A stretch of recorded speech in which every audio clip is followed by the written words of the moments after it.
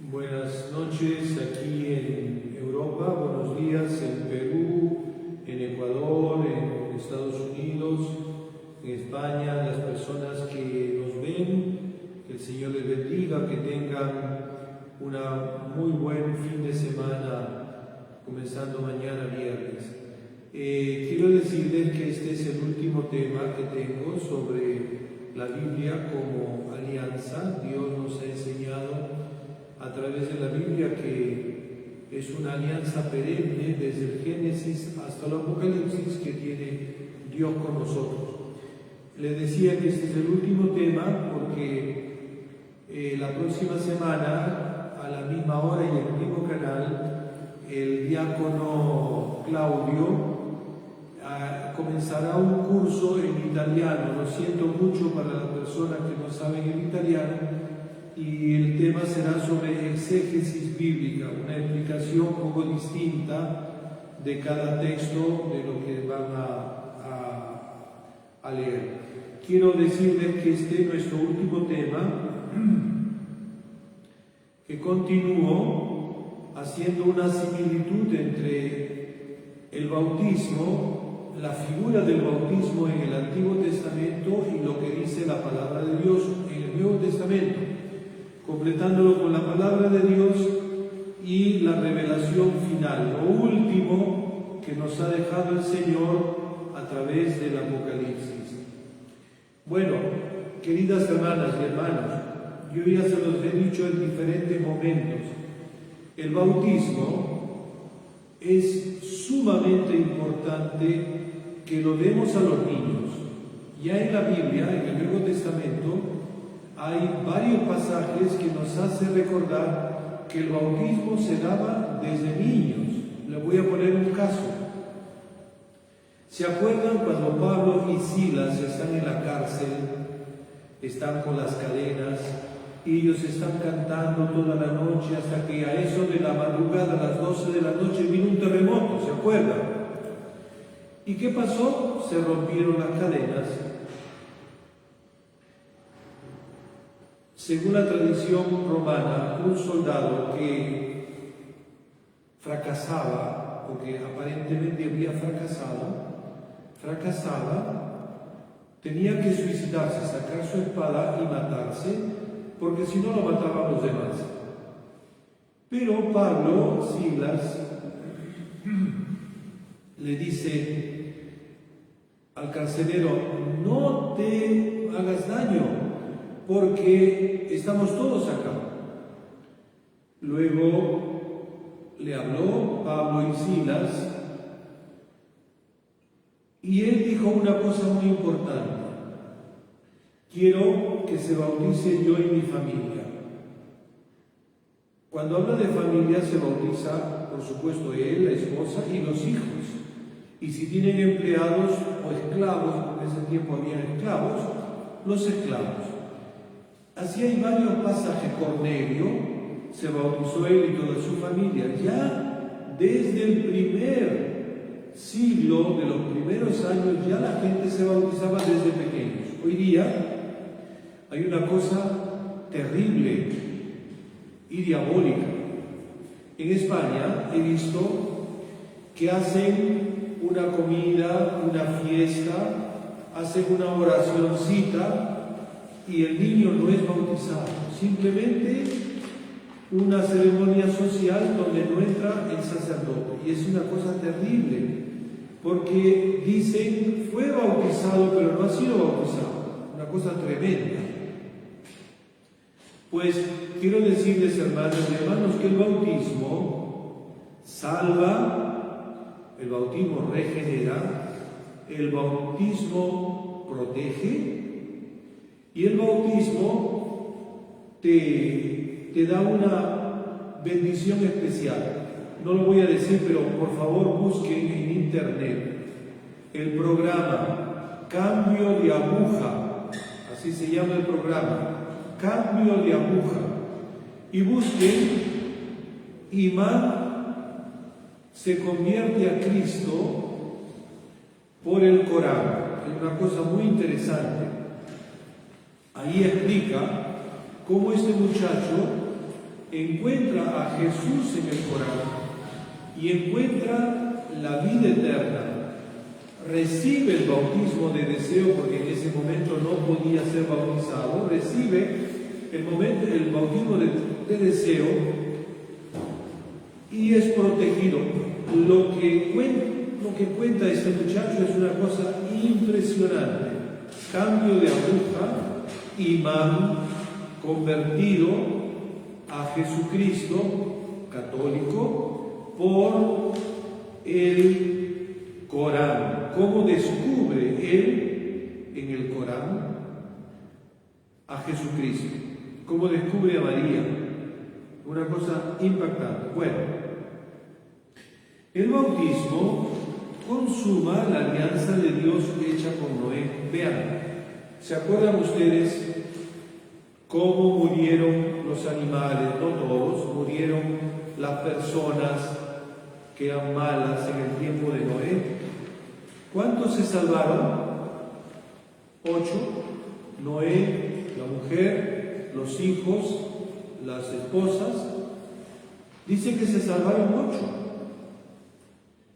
El arca representa la iglesia y las aguas del mar representan la muerte espiritual y el nacimiento al bautismo. Vean, por lo que sucedió en Noé en ese entonces, en ese tiempo, viene a cambiar que las aguas del bautismo se salvan todos. Vean, mueren muchísimas personas en el Antiguo Testamento, en tiempo de Noé, pero viven por el bautismo todas aquellas personas que son bautizadas. No muere ninguno, muere el pecado, muere el pecado original. En el Antiguo Testamento murieron tantos, se salvaron unos cuantos y los animales para repoblar la tierra, pero vemos lo que dice San Pedro. Quiero leerles Primera de Pedro, capítulo 3, versículos 20 y 21. Escuchen. Habló de esas personas que se habían negado a creer. Está hablando de Noé. Cuando Noé les habla, la gente se burla de Noé y dice: es un loco. Se habían negado a creer cuando Dios demoraba en castigar al mundo en tiempo de Noé. Mientras tanto, Noé construía el arca, en la que el pequeño grupo de 8 personas se salvaron de en medio del agua. Aquella agua representaba el bautismo, que ahora nos salva. Ahí no se trata de limpieza corporal. El bautismo no es agua para limpiarnos, sino de unirse a Dios con una conciencia limpia por la resurrección de Cristo Jesús. Clarísimo, San Pedro nos recuerda la importancia de lo que es el bautismo. Somos todos salvados. Dice: mientras el diluvio y el arca salvaron a 8 personas, en las aguas salvíficas del bautismo, en el arca de la iglesia, toda la humanidad puede encontrar salvación. Por favor, ¿podrías conseguirme una botella de agua? Gracias. Queridos hermanos, ahí está la importancia del bautismo. Decir, no, cuando mi hijo sea grande que él escoja. Terrible decisión, tremenda decisión. Cuando él sea grande, de repente que no se confirme, o de repente que no se case, porque ya tiene 15, 18, 20. Pero el bautismo, que es pequeñito, que no sabe nada de nada, ¿cómo le vamos a privar? Nosotros seremos salvados en las aguas del bautismo, guiados por el Espíritu, nutridos por la Eucaristía. Vean ustedes los 3 sacramentos de la iniciación cristiana. Primero, salvado por el bautismo. Guiado por el Espíritu significa la confirmación. Nutridos por la Eucaristía. ¿Ve? Bautismo, confirmación, Eucaristía. Al recibir el bautismo en el Espíritu, cada hombre, cada mujer son hechos una nueva creación. Segunda de Corintios 5:17, el que está en Cristo es una nueva criatura, todo lo viejo ha pasado. Bueno, ya saben ustedes lo que significa Segunda de Corintios 5:17. Pueden anotar Gálatas 6:15, lo voy a buscarlo ahora. De acuerdo a Santiago, el apóstol Santiago, dice que el Señor nos engendró por su propia voluntad, con palabra de verdad, para que fuésemos como las primicias de sus criaturas. Bellísimo el texto, se lo voy a leer. Santiago 1:18.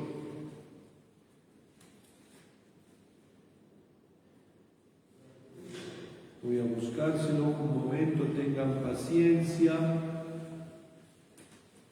Santiago, gracias. 1:18. Escuchen.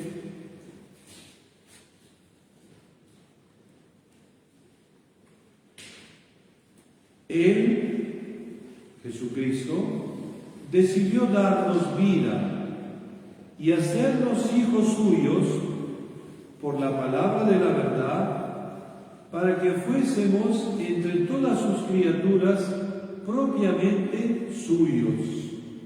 Ahí está. Por eso nos llamamos hermanos, porque somos hermanos. Por el bautismo somos hermanos en la sangre. Bueno, aquí en la cura pastoral, cuando nos encontramos con personas de nuestros países, ya sea de Perú, de Ecuador, siempre representamos y decimos en las comunidades hermanos, ¿no? Este es un hermano que viene del Perú, este es un hermano que viene de... No se refiere a un hermano de mi papá y de mi mamá. Igualmente, los apóstoles llamaban a la gente hijos, porque eran padres espirituales, porque habían engendrado en la vida nueva, habían bautizado a tantísimas personas y por eso que tenían esa potestad de llamarse padre. Completando la palabra de Dios, en Jesús vemos la revelación total del designio eterno de Dios. Su plan, desde antes de la fundación del mundo, era que nosotros seamos sus hijos adoptados, hijos por Jesús. ¿Dónde está eso? Efesios 3:11, Efesios 1, del 4 al 5. Cada uno de los bautizados miren, no se equivocaron los santos cuando dicen que somos como Dios, en el sentido que Dios está dentro de nosotros por el bautismo. La vida de Dios nos deifica, nos santifica. Eso es muy importante saber, que Dios está con nosotros por el bautismo. Y dice San Pablo, Romanos 8:15, que somos también herederos de las bendiciones, bebiendo del Espíritu en la Eucaristía. Primera de Corintios 10:4, vean, recibimos el cuerpo de Jesús, pero como recibimos el cuerpo de Jesús glorificado, quiere decir que recibimos también el Espíritu Santo. No se dice, pero recibimos el Espíritu Santo. Es más, cuando tú recibes la hostia, recibes también el cuerpo de la Madre, el cuerpo de María, porque el cuerpo de Jesús se formó durante 9 meses en el cuerpo de la mamá. Cuando a ti te hacen tu análisis de sangre y análisis de tu, ¿cómo le llaman? El ADN, saben muy bien de dónde vienes. Vienes del cuerpo de tu mamá, vienes del cuerpo de tu papá. Tenemos la misma sangre, o diversa, por los genes, pero sabemos de dónde venimos. Por esa razón, el Espíritu lo recibimos en la comunión. Y es más, recibimos el cuerpo de María, porque en el cuerpo de María se engendró el cuerpo de Jesús. Miren cuántas bendiciones: el cuerpo de María, el cuerpo de Jesús, su sangre, su alma, su divinidad y el Espíritu Santo. Tremendo regalo cuando nosotros recibimos la comunión.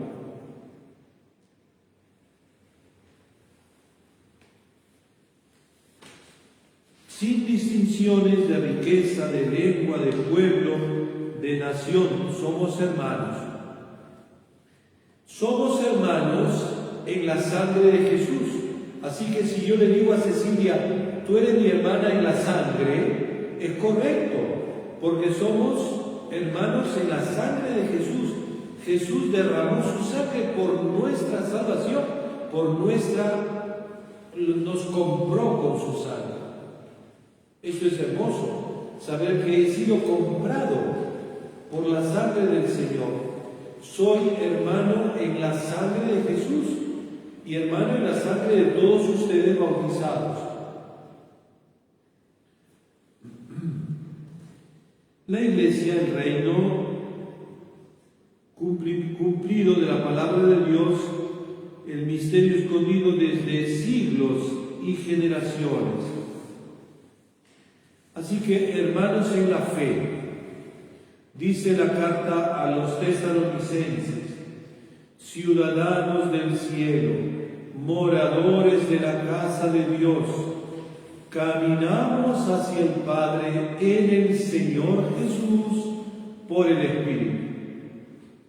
En el reino de la Iglesia, los gentiles, los judíos ya no son extranjeros, ya no son forasteros. Imagínense, cuando yo he estado en el África, o cuando he estado en Asia, o cuando he estado en cualquier sitio y se celebraba la misa, no me sentía extraño, porque eran todos mis hermanos. Aunque no entendía una pizca de lo que decían, recibí la comunión, me acerqué a comulgar. Ese es lo hermoso, lo bello del sacramento del bautismo y del sacramento de la Eucaristía.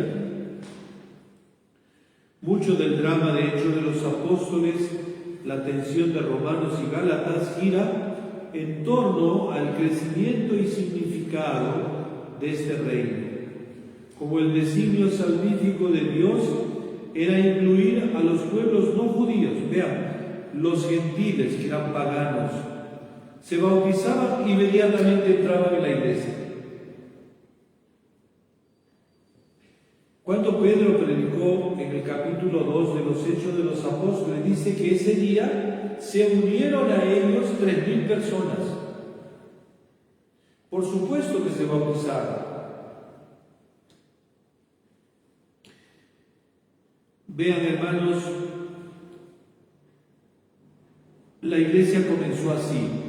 Primero, bajo el liderazgo de Pedro. ¿Qué hacía Pedro y los apóstoles? Enseñaban las Escrituras con autoridad definitiva e inapelable, guiado por el Espíritu Santo. Miren, primero la predicación, después la base más sólida, las cartas, los Hechos de los Apóstoles, la carta de Pablo, que son 13 cartas, incluyendo la carta a los Hebreos, la carta de Santiago, la carta de Juan, la carta de Judas. Ahí está. Son las cartas inspiradas y todas estas cosas se iban transmitiendo por tradiciones. Segunda de Tesalonicenses 2:15. Le cuenta Pablo a Timoteo. Timoteo le dice a Tito, acuérdense de su abuela Loidis, acuérdense de su papá, de su mamá, de sus parientes que eran todos creyentes, acuérdense de lo que les enseñaron, la tradición.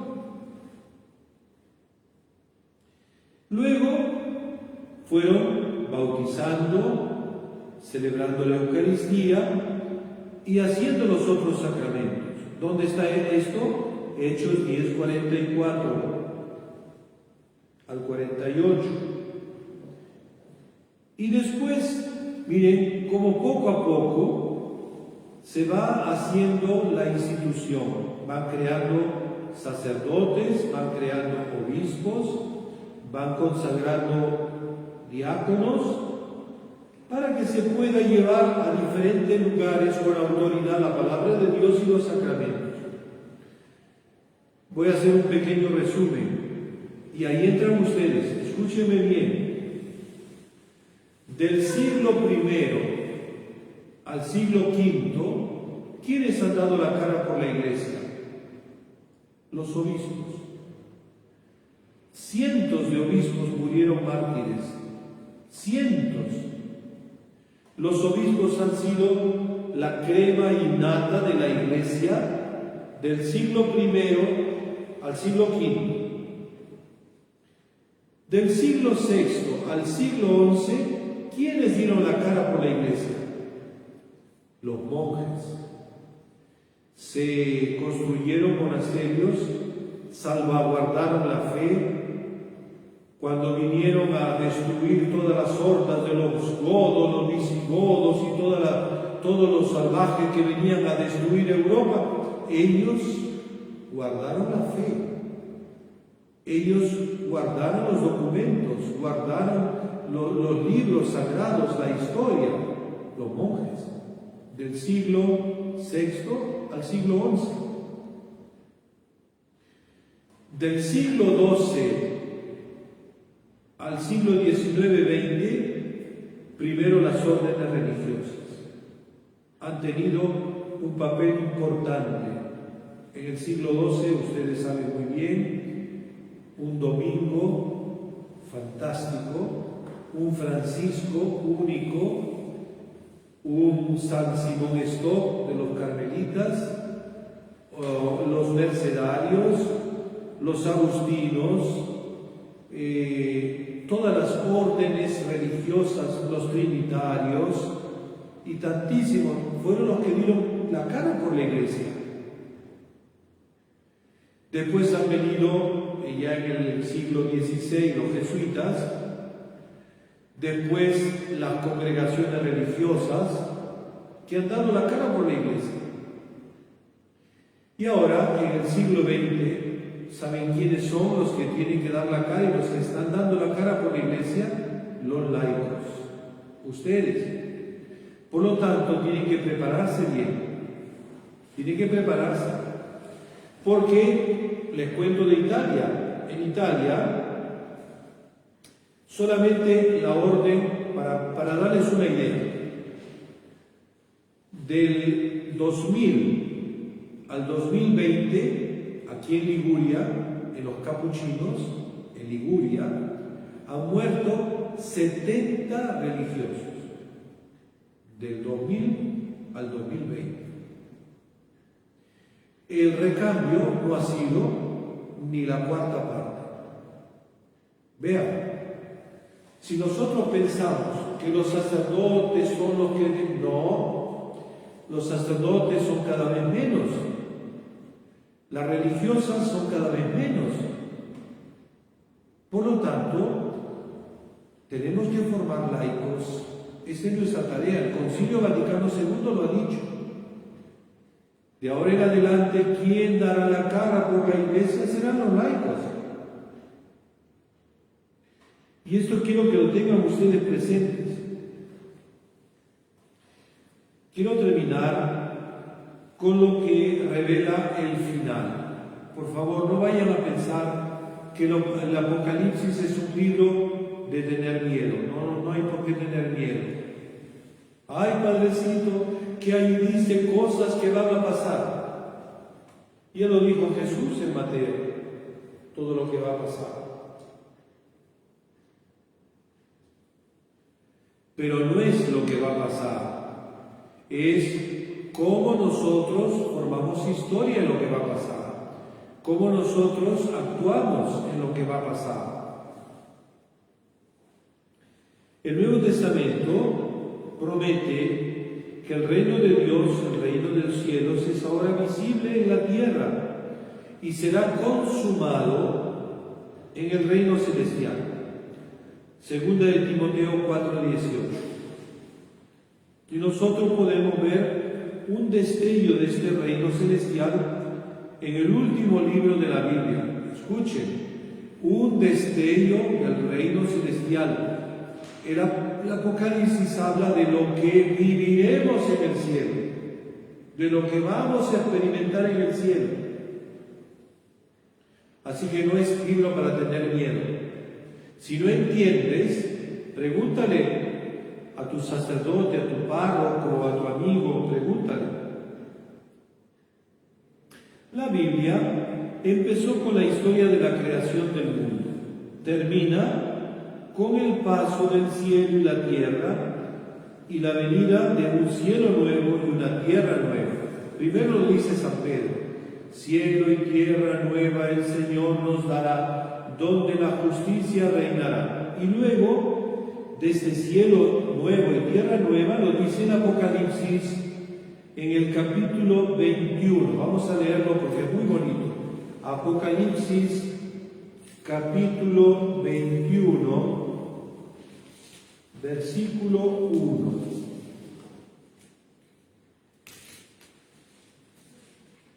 Escuchen. Apocalipsis 21, versículo 1. Juan entra en éxtasis y dice: tuve la visión del cielo nuevo y de la nueva tierra, pues el primer cielo y la primera tierra ya pasaron. No es como dicen los testigos de Jehová, que aquí será el nuevo cielo, aquí será la nueva tierra. No, San Pedro lo dice muy bien: lo material se desintegrará. El primer cielo y la primera tierra, o sea nosotros, lo que está acá, ya pasaron. En cuanto el mar ya no existe, entonces vi la ciudad santa, la nueva Jerusalén, que bajaba del cielo del lado de Dios, embellecida como una novia engalanada en espera de su prometido. Una imagen muy bella de lo que es la iglesia. En el Apocalipsis, el apóstol Juan cayó en éxtasis el día del Señor. Acuérdense, ¿cuál es el día del Señor? Domingo. ¿Cuál es el día del descanso? En el Antiguo Testamento, sábado. Y luego pasa el día del Señor. Vean, Apocalipsis 1:10 dice, esto es, en un domingo, vean, posiblemente San Juan, mientras celebraba la misa, entró en éxtasis y vio al Señor. ¿Por qué no? Tenemos un santo capuchino, San Lorenzo de Brindis, que entraba en éxtasis y se quedaba 10 horas haciendo la misa porque veía todo lo del cielo. O Santa Clara de Asís, que estaba en su camita enferma con artritis, con artrosis, que no podía moverse y desde ahí veía la misa, veía el cielo. Apocalipsis 1:10 dice que Juan, en un domingo, mientras celebraba la Eucaristía, vio todo lo que estaba viendo.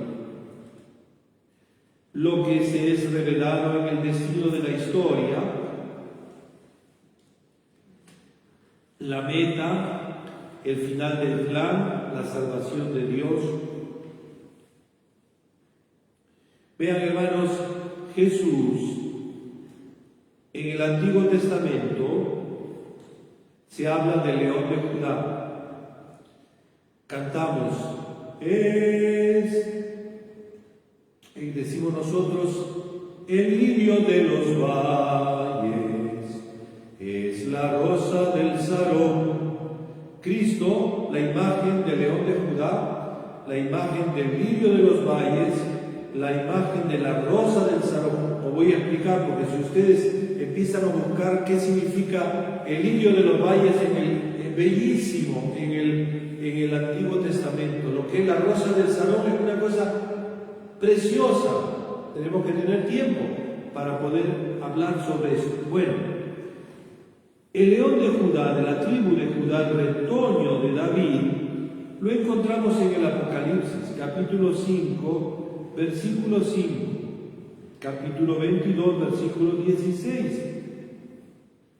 En otras palabras, el hijo de David, él es un hijo varón que ha de regir a todas las naciones con cetro de hierro. ¿Dónde está eso? Apocalipsis 12, 5. Nacido de una reina madre, ahí está la Virgen, vestida de sol, con la luna bajo sus pies y con una corona de 12 estrellas sobre su cabeza. Hay muchas personas que son injuriados, agujereados con alguno de una secta y le dicen, a ver, dime tú dónde está la Virgen, pues, que la Virgen que está en el cielo, ¿dónde está? Acá está. Apocalipsis, capítulo 11, al final del capítulo 11, que lo vamos a leer ahora, y el principio del capítulo 12. Aquí está, vamos a ver. Apocalipsis, el final del capítulo 11 y el principio del capítulo 12.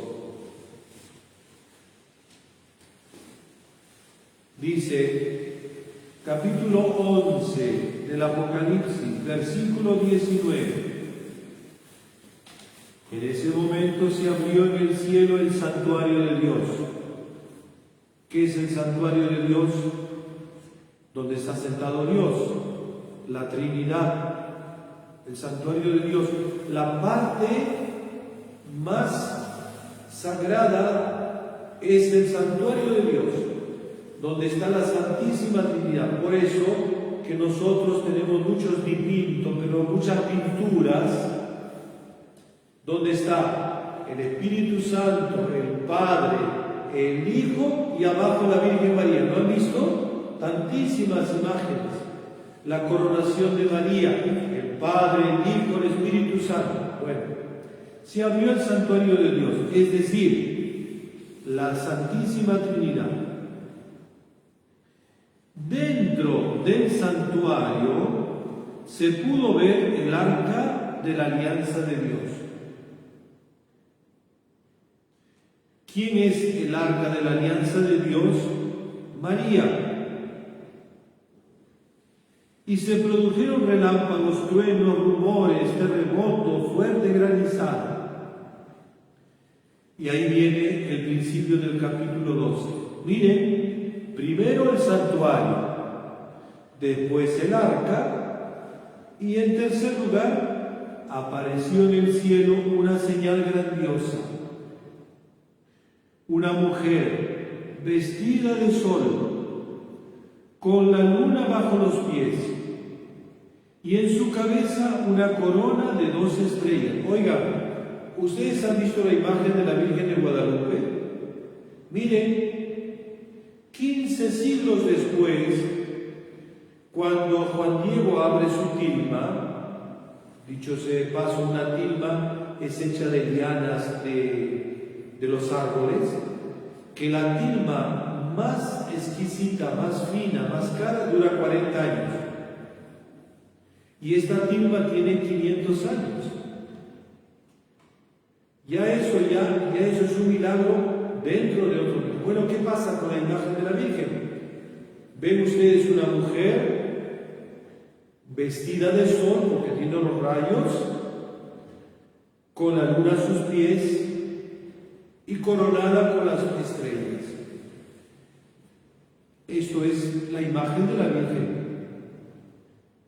Está embarazada. Interesante, porque en el lazo, hay un lazo que le han puesto a la Virgen de Guadalupe. Este lazo negro representa el embarazo. Que está embarazada y grita de dolor porque llegó el tiempo de dar a luz. Bueno, ahí está la Virgen María. Si le gusta o no le gusta a la gente, ya lo verán. Cuando estiren la pata, aquellos desmadrados que no tienen madre, cuando estiren la pata se encontrarán cara a cara con la Virgen. Por supuesto que la Virgen no le va a poner cara de suegra, no. Le va a poner cara de mamá. Cuando a Vika, la vidente más sonriente de Medjugorje, cuando Vika le hizo una pregunta muy interesante a la Virgen, le dijo: Madre María, ¿por qué te apareces aquí en Medjugorje, donde tenemos protestantes, católicos, ortodoxos, musulmanes, tenemos de todas las religiones? ¿Por qué no te has aparecido en Italia, donde todos son católicos? La Virgen sonrió y mire lo que le dijo: hija mía, ustedes han hecho el mundo, ¿no? El mundo, ustedes han hecho las divisiones de las iglesias, pero para mí todos son mis hijos. Así que los musulmanes también son hijos de María, aunque respetan. Y los sectarios que hablan que la Virgen así que también son, les guste o no les guste, son hijos de María porque han sido comprados con la sangre de Jesús, que heredó de la sangre de su madre.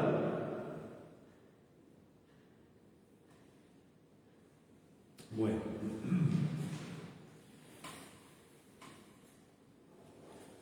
entonces, otro texto más, para que usted, ese texto nadie lo ha leído. Cantar de los Cantares, capítulo 6. Cantar de los Cantares, capítulo 6, que tiene que ver con la Virgen, que tiene que ver, mire lo que dice Cantar de los Cantares, capítulo 6, versículo 10. Escuchen: ¿quién es esta que sube como la aurora, bella como la luna, brillante como el sol, terrible como un ejército en batalla? La imagen de la Virgen. Si alguno de ustedes es legionario de María, cuando hacemos la tésera, recitamos este texto, ¿no? ¿Quién es esta que sube con la aurora naciente, bella como la luna, brillante como el sol, terrible como un ejército en batalla?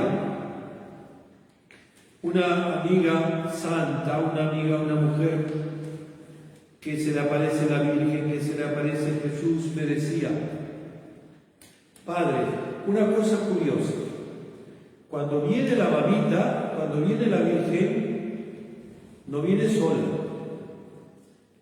viene acompañada de los ángeles, porque ella sabe que cuando ella viene se desata una batalla en el infierno y los demonios tratan de impedir que la Virgen venga. Por lo tanto, viene con los ángeles, los guerreros, que la protegen y la acompañan. Lógico, Cuando viene un presidente de un país a otro país, viene con su séquito. Cuando viene un rey, viene con su séquito, con su grupo de personas, porque tiene un cargo, una realeza.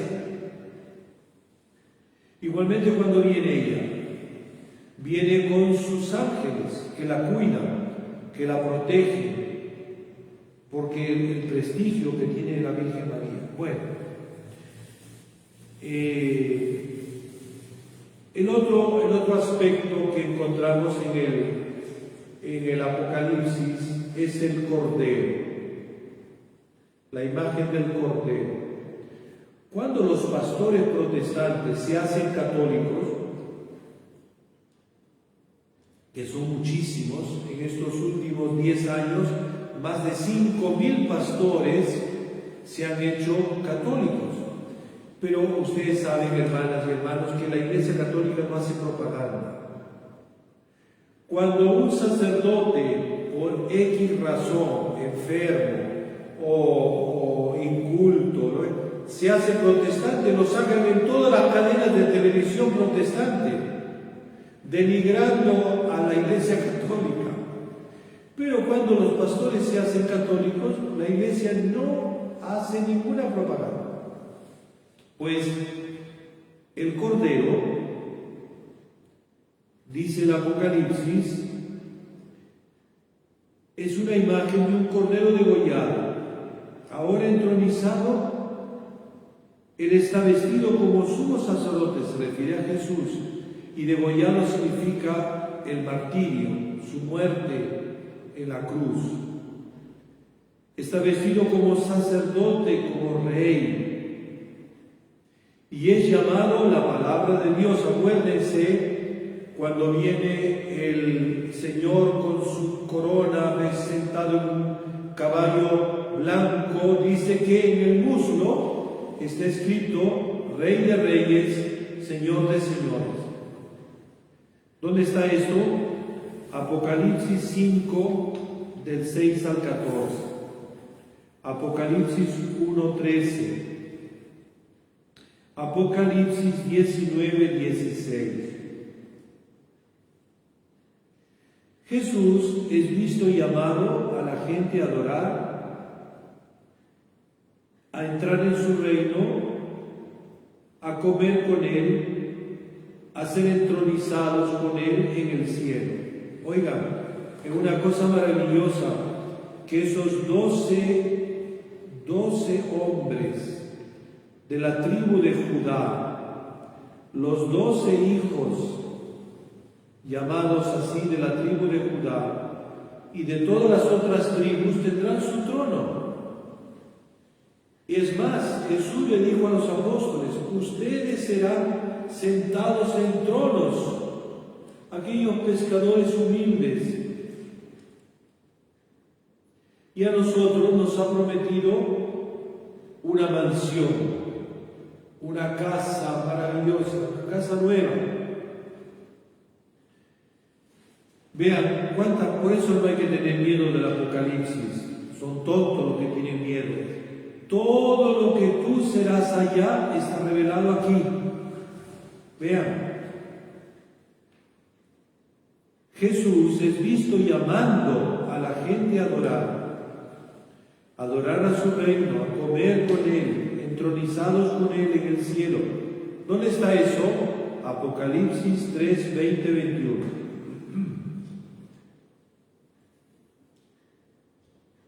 ¿Qué otra cosa más encontramos en el Apocalipsis? La Iglesia es revelada como un reino de sacerdotes para su Dios y Padre.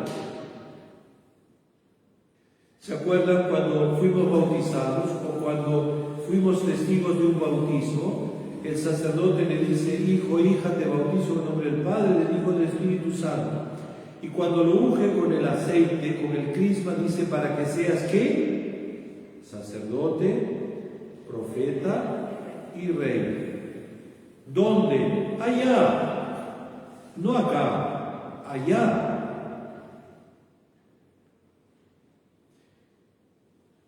Apocalipsis 1:6.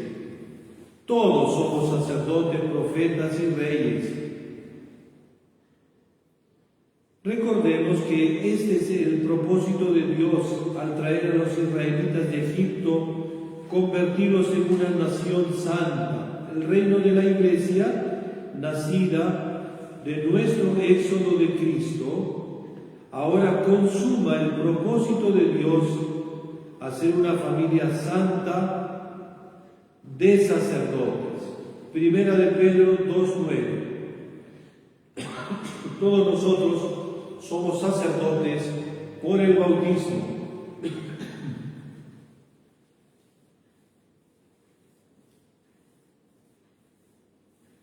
La Iglesia es fundada sobre los 12 apóstoles del Cordero y abierta a las 12 tribus de Israel. ¿Dónde está eso? Apocalipsis 21, 12, 14. Y está compuesta tanto por judíos como por gentiles. Según San Juan lo ve, San Juan dice que eran 144,000 sellados de todas las tribus, de todos los hijos de Israel. Mas dice una muchedumbre inmensa que nadie podía contar, de toda raza, nación, pueblo y lengua. ¿Dónde está eso? Apocalipsis 7, del 7 al 9. Todos están reunidos ante el gran trono y el Cordero, lo que nosotros cantamos. Juan vio el número de los redimidos y todos alababan al Señor. Unos cantaban, otros oraban y todos alababan al Señor. Esto es, ese pedacito de la canción de Alabaré ha sido sacado del Apocalipsis capítulo 7, versículos del 7 al 9. Todos reunidos ante el gran trono y el Cordero. Y el cielo está lleno de sonidos y de actos de adoración.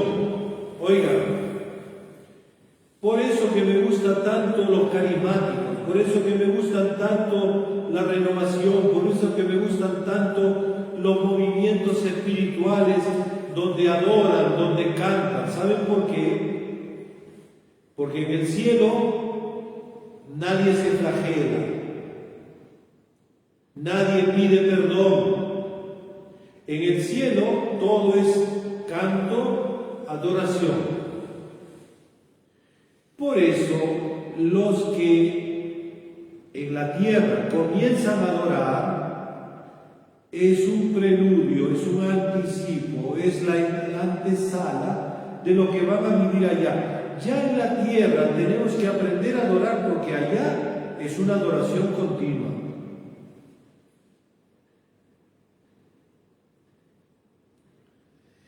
A través de todos los registros, vean, le decía hace un momento, todos estos pastores que se han convertido y que han entrado en la iglesia, que son miles, todos cuando van a la misa se emocionan, lloran. ¿Por qué? Porque como son hombres que han estudiado la Biblia, se dan cuenta que la primera parte de la misa, en el nombre del Padre, del Hijo, del Espíritu Santo, la gracia de nuestro Señor Jesucristo, el amor de Dios y la comunión del Espíritu Santo esté con todos ustedes. ¿Dónde está eso? En la carta de San Pablo. Entonces el pastor cuando ve, dice, oh, esto es San Pablo. Y cuando nos ve que cantamos santo, santo, santo, es el Señor, oh, esto es del profeta Isaías. Toda la misa, hasta el final, todo es pedacitos de la Biblia, pedacitos de la Biblia. Entonces no hay cosa más bíblica que la misa. Y ellos que estudian se dan cuenta.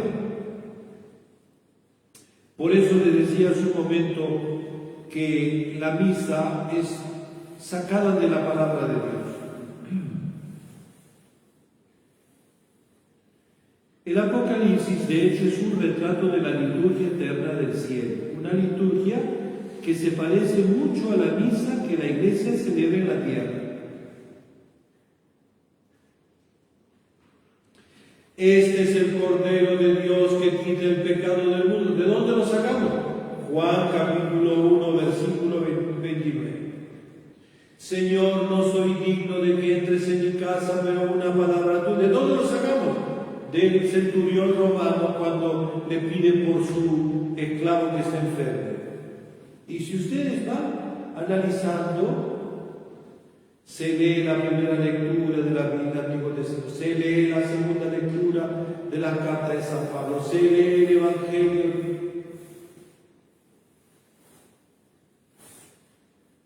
A través de todos los registros de las visiones de Juan, hay escenas de tribulación y de guerra. Tal como la Iglesia lucha contra Satanás, la gran serpiente antigua que sedujo al mundo entero. Acuérdense, cuando la gran señal se levantó, capítulo 12, versículo 1 del Apocalipsis, se levantó la gran señal, de inmediato apareció el dragón rojo. ¿Que representa a quién? Demonio. Vean, siempre hay una lucha. Siempre hay una lucha. Pues esto se acabará.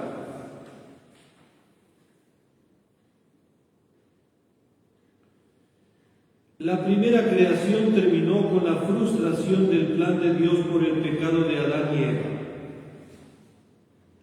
La Biblia termina no con una frustración, termina con un triunfo. Un cielo nuevo y una tierra nueva. Por eso que el Papa Benedicto XVI decía esta frase muy bella, muy interesante. Hermanos, lo que vemos, todo lo vemos mal. Y decía el Papa, el mal hace más ruido, pero al final el bien triunfará. Así es. Lo que vemos, tantas cosas malas que nos aterran, el mal hace propaganda. Hace propaganda a través de las Naciones Unidas, hace propaganda a través de los organismos contrarios a la Iglesia, hacen propaganda. ¿Por qué? Porque tienen riqueza, porque tienen los medios de comunicación, porque tienen el poder, porque tienen fama. Pero al final el bien triunfará. ¿Dónde está eso? Apocalipsis 21:1.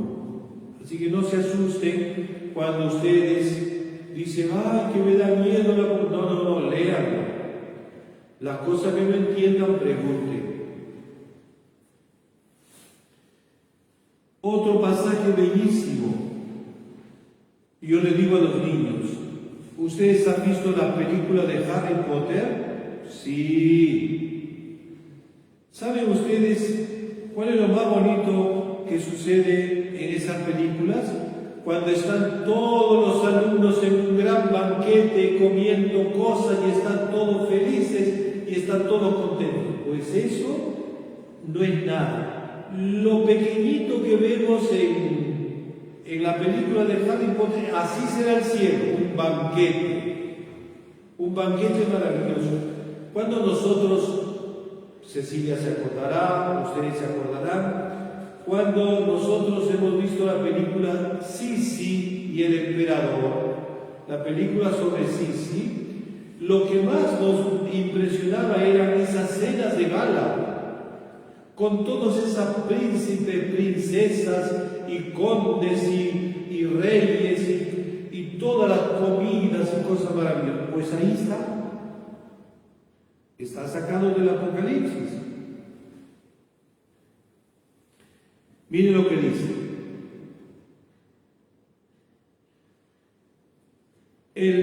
Primero, la Iglesia está cantando el gran aleluya ante el trono de Dios, uniéndose en celebración a las bodas del Cordero.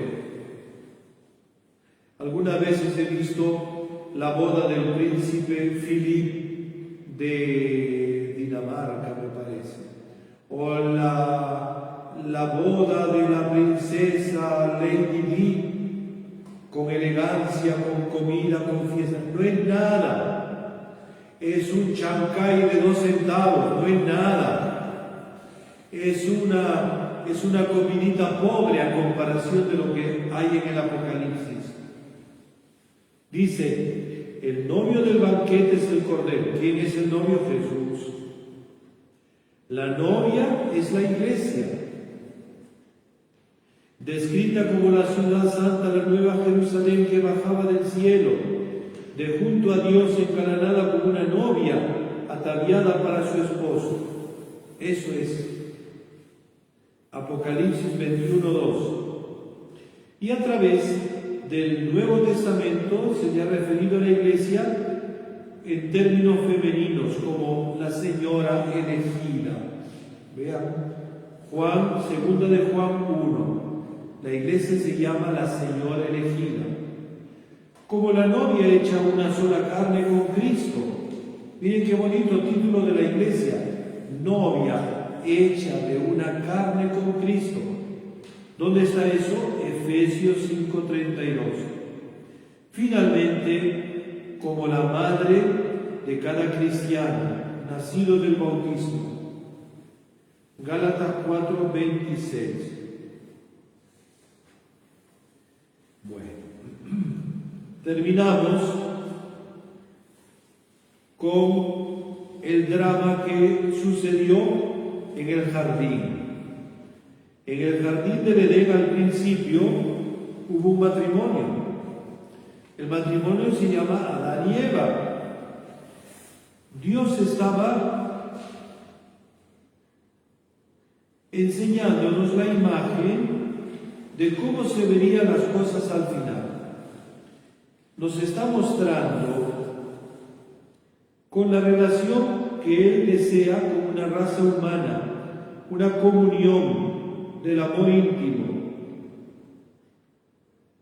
¿Tienes una hoja a la mano? Porque esta está cortada. ¿Te ha quedado una hoja? Dame una hojita. Acá salió un poco borrada. Gracias. Gracias. Acá se completa. Bueno. Como decía, la primera frustración fue cuando Dios quiso hacer a Adán y a Eva bellísimos como eran, inmortales, que nunca se morían, sin necesidad de trabajo, sin enfermedad. Fue su gran frustración, su gran dolor.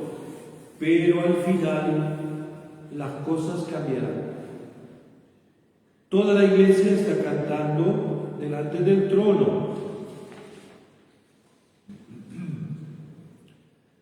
Dice, de hecho, a lo largo de la historia de la salvación, Dios comparó su antigua alianza a la alianza del matrimonio. Los apóstoles, los profetas lo explican bien. El novio es Jesús. Vean, ¿se acuerdan ustedes del pasaje de las bodas de Caná? El novio no es el que se casaba. El novio era Jesús, que convirtió el agua en vino, que preparó una boda con su mamá para esta pareja de esposos. El novio en realidad era Jesús, que nos ha dado el vino nuevo, que es el Espíritu Santo. La nueva alianza consuma los votos maritales de Dios con su pueblo. Él se ha hecho un cuerpo con ellos en la iglesia. Esta alianza es renovada en cada Eucaristía. Cada comunión que tú haces, te unes al cuerpo de Cristo y te unes al cuerpo de la iglesia. Es una cosa bellísima. Tal como prometió a través de sus profetas, Dios ha hecho su morada con la raza humana. Su morada está acá, dentro de nosotros. Esta es la morada de Dios con los hombres. Pondrá su morada entre ellos, y ellos serán su pueblo. Y Dios, habitando realmente en medio de ellos, será su Dios. Ahí está. La iglesia y la comunión dentro de la iglesia. ¿Dónde está esto? Apocalipsis 21:7. Por su poder se nos ha dado el derecho de comer del árbol de la vida. Vean, el árbol de la vida fue prohibido, el árbol del bien y del mal fue prohibido por el Señor a Adán y Eva. A nosotros no nos ha prohibido nada. A nosotros nos ha dado el árbol de la vida. El árbol de la vida que es Jesús, que es su comunión, que es la Eucaristía.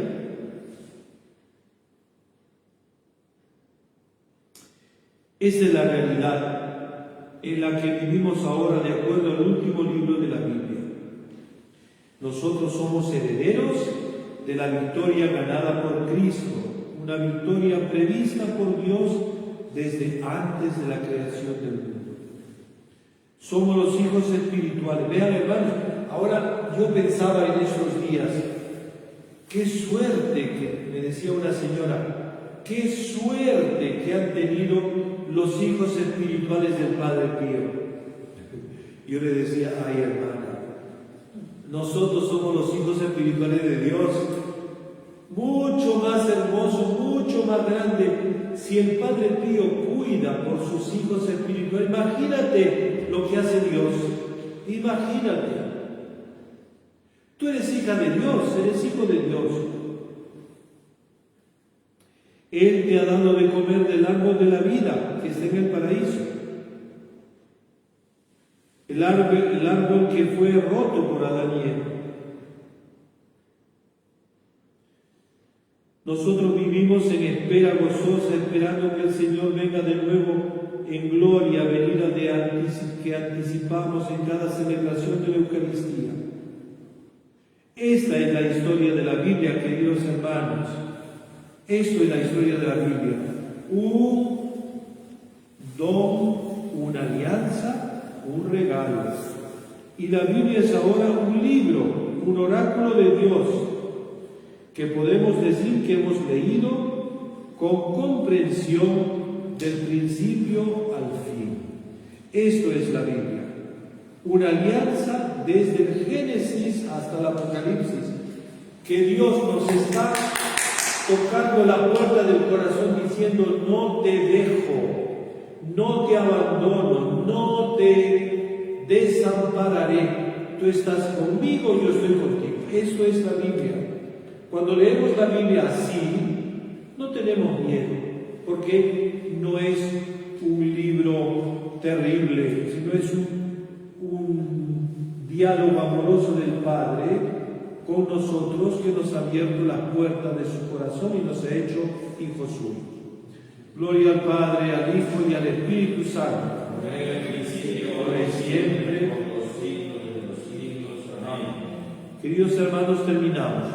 Ahora vienen 5 semanas que hará el diácono Claudio, un curso sobre exégesis bíblica, y más adelante, si Dios lo permite, haremos otro curso que ya les avisaremos.